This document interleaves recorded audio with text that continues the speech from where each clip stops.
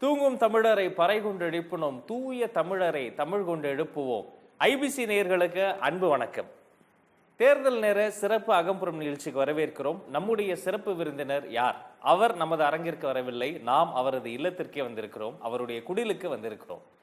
இந்த கோடைகால நேரத்தில் வெயில் ஒரு பக்கம் சுட்டெரிக்கிறது, சூரியன் ஒரு பக்கம் சுட்டெரிக்கிற இந்த காலத்திலே இலை இன்னொரு பக்கம் சுழன்றடிக்கிறது. சுட்டெரிக்கும் சூரியனுக்கு மத்தியிலும் சுழன்றடிக்கும் இலைக்கு மத்தியிலும் இரட்டை மெழுகுவர்த்திகளோடு ஒரு நம்பிக்கை நட்சத்திரமாக வலம் வந்து கொண்டிருக்கக்கூடிய நாம் தமிழர் கட்சியின் தலைமை ஒருங்கிணைப்பாளர் ஐயா சீமான் அவர்கள்தான்.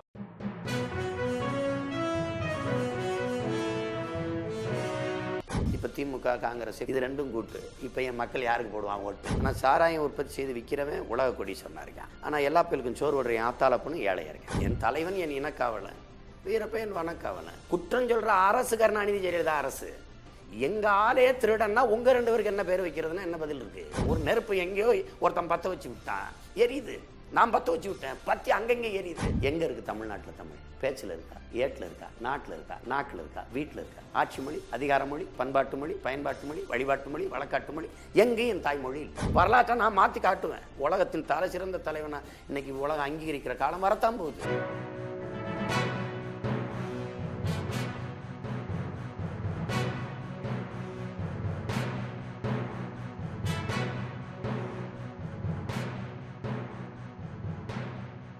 ஐயா வணக்கம்.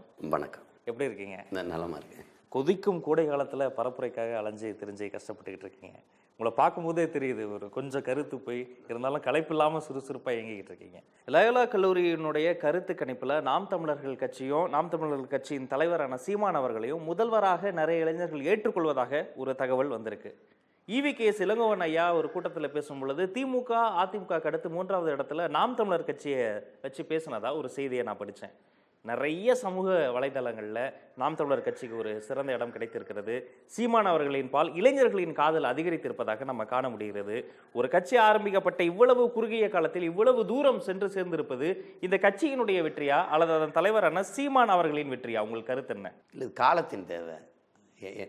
நான் ஒன்றும் இல்லை, நான் ஒன்றுமே கிடையாது. நான் என்னையுமா இந்த உணர்வு வந்து எனக்கு இருக்கிற உணர்வு என் போன்ற பிள்ளைகளுக்கு, எனக்கும் கீழே இருக்கிற என் தம்பி தங்கைகளுக்கு, அடுத்த தலைமுறை தமிழ் பிள்ளைகளுக்கு இருக்குங்கிறத தான் அது காட்டுது.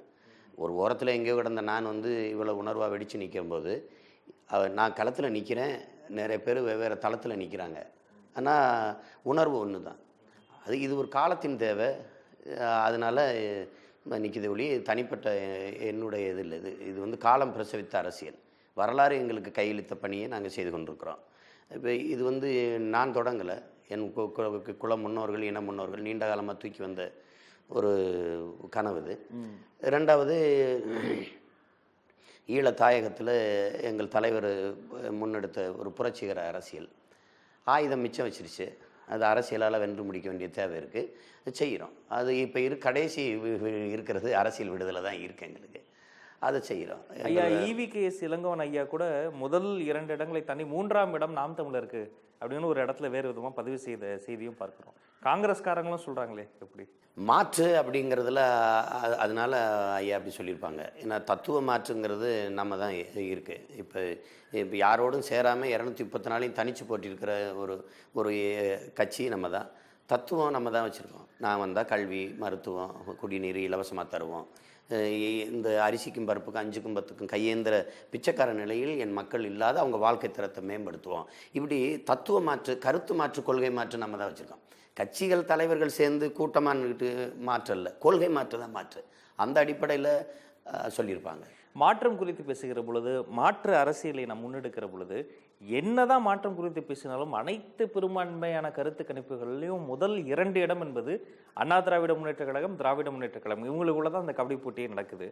அதிமுக திமுகவை வீழ்த்தி விட முடியும்னு நீங்கள் உறுதியாக நம்புறீங்களா? அது ஒன்றும் பெரிய வேலையே இல்லை. நீங்கள் வேடிக்கை பார்த்துருந்தா அதுவே விழும். அது வந்து தத்துவம் செத்துருச்சு. இப்போ இறந்த பிணத்தை வந்து அடக்கம் பண்ணாமல் வச்சுருக்காங்களே ஒழிய அது எப்போவோ செத்துருச்சு. இப்போ அதிமுக திமுகங்கிறது அவங்களுக்குள்ளே போட்டி போட்டு நாங்கள் வந்து அதை செய்வோம், நாங்கள் வந்து அதை செய்வோம். இப்போ எங்களுடைய ஆட்சியின் வரைவை பார்த்துட்டு தான் எல்லாருமே கொடுக்குறாங்க. அப்போ அவங்களுக்குள்ள அந்த பயம் இருக்குது. தோல்வி பயம் இருக்குது. இந்த கருத்து கணிப்புங்கிறது நீங்கள் பார்த்தீங்கன்னா யாருடைய கருத்து கணிப்புலையும் நாம் தமிழர்னு ஒரு கட்சி அதில் சேர்க்கவே இல்லை. நான் விளையாடிக்கிட்டு இருக்கேன், என்னை ஆட்டத்தில் என்னை நீங்கள் விளையாடுறதே நீங்கள் நான் விளையாடுறேங்கிறதே நீங்கள் குறிக்கவே இல்லைன்னா எப்படி? என்னை வச்சுட்டு இவருக்கு வாக்கு இருக்கா இல்லையா? இல்லை, இவருக்கு ஒருத்தருமே வாக்கு போடலைன்னா அது காட்டியிருக்கணும். இந்த கருத்துங்கிறது 2 கட்சியில் யாருன்னு தான் நீங்கள் போய் கேட்குறீங்க. யார் வரணும், யார் வருவா, அதை என் மக்கள்கிட்ட நீங்கள் கேட்கவே இல்லை. அது 19 வாக்குன்னும் போது தெரியும். ஒரு மாற்றத்திற்கான ஒரு புரட்சிக்கான தீ பற்ற வச்சு விட்டு எரிஞ்சு கொண்டு இருக்கு. மௌனம் எங்கே பற்றுச்சு, எங்கே பரவுச்சு, எப்படி பரவுச்சு யாருக்கும் தெரியாது. காடே எரிஞ்சு முடியும் போது தான் தெரியுது எப்படி பற்றுச்சு, எப்படி எரிஞ்சிருக்குன்ட்டு. நான் பார்க்குறேன் உலக நாடுகளில் இருக்கிற கட்டமைப்பு. இப்போ டென்மார்க்கு ஊழல் லஞ்சம் இல்லாத நாடாக இருக்குது. கியூபா ஒரே ஒரு வளத்தை வச்சுக்கிட்டு வாழுது, கரும்பு சக்கரை. டென்மார்க்கு மாடு, ஆஸ்திரேலியா மாடு ஆடு, நியூசிலாந்து சுவிட்சர்லாந்து எல்லாம் மாடு ஆடுகள். இதை வச்சுக்கிட்டு இப்போ பிரேசில் மாடு, கரும்பு, எத்தனால், பெட்ரோல், சக்கரை, இதை வச்சுட்டு இந்த வளங்களை வச்சு எல்லா வளங்களும் ஏன் நிலத்தில் இருக்குது, நான் ஏன்டா திருவோடு ஏந்தி தெருவோடு நிற்கிறேன், நான் இதை விட சிறந்த நாடாக என் நாடை கொண்டு வர முடியும் நம்ம நினைக்கிறோம். கல்வியில் சிறந்த நாடாக தென்கொரியா இருக்குது, முதலிடத்தில் இருக்குது. 2வது ஜப்பான், 3வது சிங்கப்பூர், 4வது ஹாங்காங், பின்லாந்து, இந்த நாடுகள்லாம் இருக்குது. இப்போ இந்த நாடுகளில் கல்வி முறை என்ன, ஏன் இதை நம்ம கொண்டு வர முடியாதுன்னு நம்ம நினைக்கிறோம். அப்போ அதை கொடுக்கும்போது அதை படிக்கிற பிள்ளைகள் பல்வேறு நாடுகளில் பரவி வாழ்கிற என் இனப்பிள்ளைகள் பார்க்குறாங்க. இந்த மாதிரி அண்ணன் சொல்கிறது சரிதானே, இந்த மாதிரி ஏன் நம்ம நாட்டை கொண்டு வர முடியாது, ஊழல் லஞ்சமற்ற ஒரு நிர்வாக கட்டமைப்பை நம்மளால் ஏன் செய்ய முடியாது அப்படிங்கிற துடிப்பும் தவிப்பும் வருது. அதுதான் இந்த அரசியல் எழுச்சியாக மாறுது. எந்த தொகுதியில் எந்த சாதி பெரும்பான்மையாக இருக்கிறதோ அந்த தொகுதியில் அந்த பெரும்பான்மை சாதியினுடைய வேட்பாளரை தான் அனைத்து கட்சிகளும் முன்னிறுத்துகிறார்கள். சாதியம் இல்லை, சாதி வேறுபாடுகள் இல்லைன்னு சொல்லிட்டு அனைத்து கட்சிகளும் அந்தந்த தொகுதிகளில் இப்படி சாதியத்தை வளர்ப்பது சரியா? அது அப்படி இல்லை. இங்கே தமிழ் சமூகம் பன்னெடுங்காலமாக சாதிய மதமாக கட்டமைக்கப்பட்டுருச்சு. இப்போ ஆடு மாடை தவிர எல்லாருக்கும் சாதி இருக்குது. அது நிறுத்தினா வரும். அதுக்குள்ளே என்ன செய்கிறோங்கிறதான் இப்போ புறக்கணிக்கப்பட்ட ஒடுக்கப்பட்ட சமூகம். இப்போ நம்ம அரசியலமைப்பு சட்டம் கொடுத்தது தான் தாழ்த்தப்பட்ட மக்களுக்கு என்று தனி தொகுதி. கட்சிகள் எதுவுமே கொடுக்கல. நான் தான் 17 தொகுதி கொடுத்துருக்கேன், பொது தொகுதி. தாழ்த்தப்பட்டவனா இல்லை, ஆதிக்குடி, மூத்தக்குடி, ஆதித்தமிழர் விடுதலை இல்லாது மீதி தமிழர் விடுதலை வெல்லாதுன்ட்டு தத்துவ முழக்கத்தை முன் வச்சு 17 இடம் நம்ம பொது தொகுதியில் கொடுத்துருக்கோம். யாரும் செய்யலை. சமூக நீதியை பேசின கட்சிகள் கூட செய்யலை. பெண்களுக்கு 43 இடம் கொடுத்துருக்கோம். நான் கொடுத்ததுக்கு பிறகு தான் ஜெயலலிதா மேலே 31 இடம். போன தேர்தலில் அவங்க 13 தான் கொடுத்தாங்க. சமூக நீதி, பெண்ணிய உரிமையெல்லாம் பேசுகிறதுக்கு திமுக 19 இடம் தான் கொடுத்துருக்கு. திருநங்கைக்கு இடம் கொடுத்துருக்கோம். ஒடுக்கப்பட்ட தமிழ் சமூகத்தில் துணி வெளுக்கிற சலவை தொழிலாளி எங்கள் உறவுகள், முடிதிருத்துகிற சமூக அந்த மருத்துவர்கள், அவங்க குயவர்கள், பொற்கொள்ளர்கள், தச்சர்கள், இவங்களுக்கெல்லாம் அரசியல் அங்கீகாரம் இல்லை. அப்போ அவங்கள தேடி தேடி பார்த்து நம்ம வாய்ப்பு கொடுத்துருக்கோம். தமிழங்கட்சி வைக்கும்போதே தமிழ் அரசியல் அதிகாரம் வரலைன்னா பயன் இல்லை. அப்போ அதனால தான் நம்ம அதை தவிர்க்க முடியாமல் செய்கிறோமே ஒழிய மற்ற திராவிட கட்சிகளை போல் சாதிய வாக்கு குறி வச்சு அடிக்கலை. சாமானிய மக்களுக்கு, ஒரு வெகுஜன பொதுஜன மக்களுக்கு இருக்கிற ஒரு பெரிய கேள்வி, எல்லா அரசியல் தலைவர்களிடம் அவர்கள் கேட்க நினைக்கிற ஒரு கேள்வி, இந்த தேர்தலுக்கு இவ்வளவு செலவு நடைபெறுகிறது, இந்த தேர்தல் நிதி என்பது எந்த ஆதாரத்தில் இருந்து வருகிறது, எப்படி அது கைக்கு வருது, அது எப்படி பங்கிடப்படுது, எப்படி செலவிடப்படுது? இங்கே அரசியல் என்பது முதலீடு செய்து லாபம் பெற்ற ஒரு தொழிலாக மாறிடுச்சு. பெருந்தலைவர் அப்படி சொல்லலை. பெருந்தலைவர் என்ன சொல்கிறாங்க, காமராஜ் ஐயா, முழுக்க முழுக்க மக்களுக்கான சேவை தாங்கிறாங்க. அரசியல் என்பது மக்களின் மீது அதிகாரத்தை செலுத்துகிற விவகாரம் அல்ல, அது மக்களுக்கு ஆற்றப்படுகிற தொண்டு என்று எங்கள் தலைவர் சொல்கிறார், எங்களுக்கு கற்பிக்கிறாரு. இப்போ அந்த அடிப்படையில் நாங்கள் அரசியல் என்பது அனைத்து உயிர்களுக்குமான தேவையும் அதை நிறைவு செய்யும் சேவையும் தான் நிற்கிறோம். இப்போ இதில் அரசியல் மக்களுக்காக உழைப்பு என்பதை தாண்டி மக்களை வைத்து பிழைப்பு என்று மாதிரி பல லட்சக்கணக்கான கோடிகளை பதுக்கி ஒதுக்குவது, பிறகு அதை பாதுகாக்க பதவியில் இருப்பது, மக்களுக்கு சேவை செய்து நன்மதிப்பை பெற்று வாக்கை பெறுவதை தாண்டி வாக்கை வாங்குவது, பணத்தை கொடுத்து வாங்குவது, அப்படி ஆயிற்று. அதனால மக்களை ஒரு நீண்ட காலமாக வறுமையிலே வைப்பது, வறுமை நிலையிலிருந்து உரிமையை விற்கிற நிலைமையிலே அவனை வச்சு வாக்கை பறிக்கிறது. அப்படி வரும்போது தான் இந்த 50,000 கோடி, 30,000 கோடி, 20,000 கோடின்னு முதலீடு செய்து ஒரு வாக்குக்கு 1000, 2000 கொடுத்து பறிக்கிற பழக்கம் இருக்குது. இது ஒரு ஜனநாயகத்தை கொண்டுட்டு ஒரு கேடுகட்ட பணநாயகமாக இந்த நாட்டை மாற்றிட்டான். பணம் தான் வச்சுருக்கேன் அரசு அதிகாரத்துக்கு வர முடியும்னா அங்கே பணநாயகம் தான் இருக்கும், முதலாளிகள் தேசமாக தான் இருக்கும். அடித்தட்டு மக்கள், உழைக்கும் மக்களின் அதிகாரமாக இது மாறாது. அப்போ அதை கொல்லணும்னு தான் நாங்கள் இந்த கேடுகட்ட பணநாயகத்தை வீழ்த்தி மாண்புமிக்க ஜனநாயகத்தை மலர செய்வோம்னு தான் பிச்சைக்கார கூட்டம் நாங்கள் நிற்கிறோம். எங்ககிட்ட ஒத்த பைசா கிடையாது. மக்கள்கிட்ட இருந்து வாங்கிக்கிறோம்.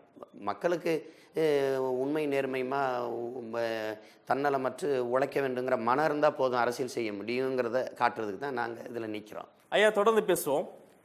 ஐபிசி தமிழ் சிறப்பு அகம்புறம் நிகழ்ச்சியில் நாம் தமிழர் கட்சியின் தலைமை ஒருங்கிணைப்பாளர் சீமான் ஐயா அவர்களோடு கலந்துரையாடி கொண்டிருக்கிறோம். தற்போது விளம்பர இடைவேளை. ஐபிசி தமிழ் நேயர்களே, மீண்டும் அகம்புறம் நிகழ்ச்சிக்கு வரவேற்கிறோம். நம்மிடையே சீமான் ஐயா அவர்கள் இருக்கிறார். ஐயா, அனைத்து கட்சிகளும் மதுவை ஒழிப்போம், மதுவுக்கு எதிராக போராடுவோம், மதுவிலக்கு சாத்தியம், மதுவிலக்கு கொண்டு வருவோம், பூரண மதுவிலக்கு கொண்டு வருவோம்னு சொல்கிற இந்த காலகட்டத்தில் 2016ஆம் ஆண்டுல சீமான் அவர்கள் சொல்றாரு, தேசிய மதுவை நாங்கள் கொண்டு வருவோம் அப்படின்றாரு. இது கொஞ்சம் முரணா இல்லையா? ஒவ்வொரு நாட்டிலையும் ஒவ்வொரு தேசிய இனத்துக்கு ஒரு மது இருக்குது. இப்போ ரஷ்யானா ஓட்கா இருக்குது, சில நாடுகளில் ஷாம்பைன் இருக்குது, சில நாடுகளில் ஜின் ரம் இருக்குது, இந்தியாவில் கூட ரம் இருக்குது, ஒயின் இருக்குது. அப்போ இது நான் சொல்கிற தேசிய குடிபானம் வந்து நொங்கு, இளநீர், பதநீர், கரும்புச்சாறு, பழச்சாறுகளை தேசிய குடிபானங்களாக அறிவிக்கிறது. தேசிய மதுவாக பனம்பால், தென்னம்பாலை, மூலிகை சாறுன்னு வைக்கிறேன். இப்போ சாதாரண ஒரு அருகம்புல் குடிக்கிறது நல்லதுன்றான். அவ்வளோ பெரிய பணம் தன் தாயின் மாரில் பால் ஊட்டின மாதிரி பனையும் தென்னையும் தன் மாரில் எங்களுக்கு பால் தருது. அது பனம்பால், தென்னம்பால், மூலிகை சாறு. அதை குடித்து செத்தவனும் இல்லை, சொத்தம்பட்டையும் விற்றவனும் இல்லை. அது இருக்கும்போது விவசாயி பயனடைகிறான். அதை குடிக்கிறதுனால உடல் ஆரோக்கியம் பெறான். பதனிலிருந்து காய்ச்சிற கருப்பட்டியின் விலையை விட கல்லிலிருந்து காய்ச்சிற இந்த பனம்பால், தென்னம்பாலில் காய்ச்சிற கருப்பட்டி இருக்க அதுக்கு விலை அதிகம். இப்போ அதனால பனம்பால், தென்னம்பாலை நான் மூலிகை சாரை அனுமதிக்கிறேன். ரசாயன செயற்கை மது, ரம்மு, ஜின்னு, ஒயின், பீர் இதெல்லாம் தடை செய்கிறேன். அதை நிறுத்திடுவேன்.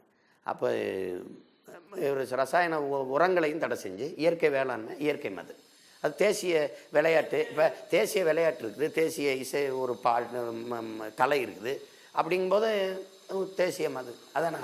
இந்த வியாபாரம் 10,000 கோடி வியாபாரம், 26,000 கோடி, 30,000 கோடி டாஸ்மாக் மூலமாக வரக்கூடிய வருமானம் இதன் மூலமாக தடைபடாது. அந்த வருமானம் அதை பேரறிஞர் அண்ணாவே சொல்கிறாரு, அந்த மது விற்று வர வருமானம் குஷ்டரோகி கையில் இருக்க வெண்ணெய்க்கு சமம்ட்டு. பெருந்தலைவர் 9 ஆண்டுகள் ஆட்சி செஞ்சாங்க. அவங்க அவங்க ஆட்சியில் தான் பல்லாயிரக்கணக்கில் பள்ளிக்கூடம், அணை, சாலை, தொழிற்கூடங்கள் எல்லாம் வந்துச்சு. ஆனால் சாராயம் விற்றவர் கொண்டு வரல. எனக்கு 25,500 கோடி இந்த சாராய பொருளாதாரத்தை தாண்டி இந்தியாவின் பொருளாதாரம் சந்தை பொருளாதாரமாக இருக்குது. சந்தை பொருளாதாரம் எப்பவும் சாகாமல் வாழலாம், அதுலேயும் சாபம். வாழவும் முடியாது, வளரவும் முடியாது. சந்தை பொருளாதாரத்தில், உற்பத்தி பொருளாதாரத்தில் தான் ஒரு நாடு வாழும் வளரும். நான் உற்பத்தி பொருளாதாரத்துக்கு போகிறேன். அது தற்சார்பு, பசுமை, வேளாண்மையை முன்னிறுத்திய பொருளாதாரத்துக்கு போகிறேன். கார் இல்லை என்று எந்த தேசத்துலையும் புரட்சி வெடித்ததில்லை. நீரும் சோறு இல்லைன்னு தான் அந்த நாட்டில் புரட்சி வெடிக்கிறதே அவனால் தடுக்க முடியாது. இப்போ என் நாடு காரை ஏற்றுமதி செஞ்சுட்டு சோறை இறக்குமதி செய்யுது, வெங்காயத்தை, பருப்பெல்லாம். இப்போ நான் காரை நீ இருப்பான்ட்டு நான் சோறை, நீரை சரி பண்ணிவிட்டு நான் இதை ஏற்றுமதி செய்ய போகிறேன். இப்போ அந்த அடிப்படையில் தான் வேளாண்மையை முன்னிறுத்திய பசுமை, தற்சார்பு பசுமை பொருளாதாரத்தில், உற்பத்தி பொருளாதாரத்துக்குள்ள முன்வைக்கிறதுனால எனக்கு இந்த காசு அற்ப காசு. எனக்கு பால் சந்தையே 3 லட்சம் கோடி இருக்குது. சந்தை மதிப்பு பால். இயற்கை வேளாண்மை நான் செஞ்சேன்னா எனக்கு ஆடு மாடுகளை, பண்ணை நிலங்களை உருவாக்கி நான் அதை வளர்த்தேன்னா டென்மார்க், பிரேசில், ஆஸ்திரேலியா மாதிரி. இப்போ பாலில் அதிக ஏற்றுமதி செய்கிற நாடு பிரேசில் தான். இப்போ அமெரிக்காவில் வெஸ்காசின்ங்கிற மாகாணத்தில் பாலாடை கட்டி மட்டும் விற்று 3 லட்சம் கோடி சம்பாதிக்குது. எனக்கு வேண்டியது, எனக்கு பாலே 3 லட்சம் கோடிக்கு இருக்குது சந்தை மதிப்பு. எனக்கு 1 லட்சம் கோடி தான் தேவை. எனக்கு நிதிநிலை, எனக்கு நிதி தேவை. அப்போ அதில் இந்த சாராயத்தை விற்று சாப்பிடணுங்கிற அவசியம் எனக்கு ஒன்றும் இல்லை. என் மக்களுக்கு நானே வேளாண்மை செய்வேன், நானே ஆடு மாடு வளர்ப்பேன். 1 கிலோ கறி 500 ரூபா. 8 கோடி மக்களில் 7 கோடி மக்கள் கறி திங்கிறோம், முட்டை சாப்பிட்றோம், பால் குடிக்கிறோம். என் பொருளாதாரம் எங்கே இருக்குன்னு தெரியாமல் சாராய பொருளாதாரத்தை வச்சு என் மக்களை சாகடிச்சிட்டு இருக்கு இந்த அரசு. இதை ஒழிச்சிட்டு உற்பத்தி பொருளாதாரம், வெறும் தரகு முதலாளி, வர்த்தக முதலாளிங்கிற நிலையிலிருந்து என் இன மக்களை உற்பத்தி முதலாளிகளாக உயர்த்திடுவேன். அப்போ சந்தை பொருளாதாரத்திலிருந்து உற்பத்தி பொருளாதாரத்துக்கு கடத்திடுவேன். கடத்தும்போது உலகத்துக்கே நான் உணவை ஏற்றுமதி செய்கிற அளவுக்கு எனக்கு வளம் இருக்குது, மனித ஆற்றல் இருக்குது உழைக்க. என் பிள்ளைகளை அதில் ஈடுபடுத்தி நவீன உற்பத்தி கருவிகளை கொண்டாந்து வேளாண்மையை தேசிய தொழிலாக்கி அரசு பணியாக மாற்றி, அரசு பெரம்போக்கு இடங்கள், அரசுக்கு சொந்தமான இடங்கள்லாம் மேய்ச்சல் நிலங்களாக மாற்றி, 100 ஏக்கருக்கு 25 ஏக்கர் குளம், 25 ஏக்கருக்கு 5 ஏக்கர் குளங்களை வெட்டி எல்லாம் எந்த நாட்டில் வாழ்கிறோம்னே தெரியாத அளவுக்கு சொர்க்கமாக மாற்றி விட்டுருவேன். விவசாயம் அரசு வேலையாக்கப்படும். அது இல்லாமல் விவசாயத்தை விட்டு வெளியேறிட்டா எப்படி ஒரு நாடு வாழும்? இப்போ அனைத்து கட்சிகளும் இலவச பொருட்களின் பட்டியலை அடுக்கிறாங்க. தங்கம், தாலிக்கு தங்கம், ஆடு மாடு, இலவச ஃபேன், இலவச மிக்சி. ஆனால் அதையெல்லாம் நம்ம மண்ணில் புதைச்சி தண்ணி ஊற்றி உரம் போட்டு விவசாயம் செய்து ஃபேனை விதைச்சி இன்னொரு ஃபேனை நம்ம உருவாக்க முடியாது. விவசாயிகள் உண்மையிலேயே ரொம்ப பாதிக்கப்பட்டவர்களாக இருக்காங்க. சில விளம்பரங்கள்லாம் பார்த்தா ஒரு விவசாயி தன்னுடைய பிள்ளைய வாழ்க்கையில் உருப்படணும்னா அந்த காலேஜில் சேர்க்க போகிறதா சொல்கிற மாதிரியான சித்தரிப்புகள்லாம் இருக்குது. விவசாயிகளினுடைய மகன்கள் மகள் அந்த இளைய தலைமுறை விவசாயிகளுக்கு நீங்கள் என்ன திட்டம் வச்சுருக்கீங்க? ஒன்று தான் இங்கே இருக்குது. நான் ஒரு விவசாயியோடைய மகன். நாங்கள் ரெண்டு பேரும் சென்னைக்கு வந்துட்டோம். அப்பாவுக்கு பார்வை குறைஞ்சிருச்சு, வேளாண்மை செய்ய ஆள் இல்லை. ஒருத்தர் சொல்கிறார், என் குடும்பத்தில் முதல் தலைமுறை பட்டதாரின்னு. அந்த தகப்பனே சொல்கிறான், நான் கடைசி தலைமுறை விவசாயின்னு. அதுக்காக மகிழ்கிறேன், இதுக்காக வருந்துறேங்கிறான். வேளாண்மை கைவிட்ட நாடெல்லாம் பிச்சை எடுக்குது. வேளாண்மை ஒரு தொழில் அல்ல, தமிழர் பண்பாடு. இப்போ இதில் நான் எப்படி பார்க்குறேன்னா, இங்கே என்ன கவனிக்க வேண்டியது இருக்குன்னா, சாராயம் குடிக்காமல் சிகரெட்டு குடிக்காமல் ஒருத்தனால் வாழ முடியும், சாப்பிடாமல் வாழ முடியாது. ஆனால் சாராயம் உற்பத்தி செய்து விற்கிறவன் உலக கொடி சொன்னாருக்கான், சிகரெட்டை உற்பத்தி செய்து விற்கிறவன் உலக கொடி சொன்னாருக்கான். ஆனால் எல்லா பேருக்கும் சோறு விடுற ஆத்தாள பொண்ணு ஏழையாக இருக்கான், பரதேசியாக இருக்கான். இப்போ இது காரணம் என்னென்னா, இவன் உற்பத்தி செய்கிற பொருளுக்கு சந்தை மதிப்பு இல்லை. இவன் ஒரு குண்டூசி தயாரிக்கிறவன் அதுக்கான விலையை அவனே தீர்மானிக்கிறான், ஒரு பிளேட் கத்தி தயாரிக்கிறவன் அதுக்கான விலையை அவனே தீர்மானிக்கிறான். ஆனால் எங்கள் அப்பாவும் ஆத்தாவும் விளைய வைக்கிற அரிசி கத்திரிக்காய்க்கோ வெண்டைக்காய்க்கோ விலையை வாங்குறவன் தீர்மானிக்கிறான். இந்த நிலையை மாற்றணும்னு நினைக்கிறேன்.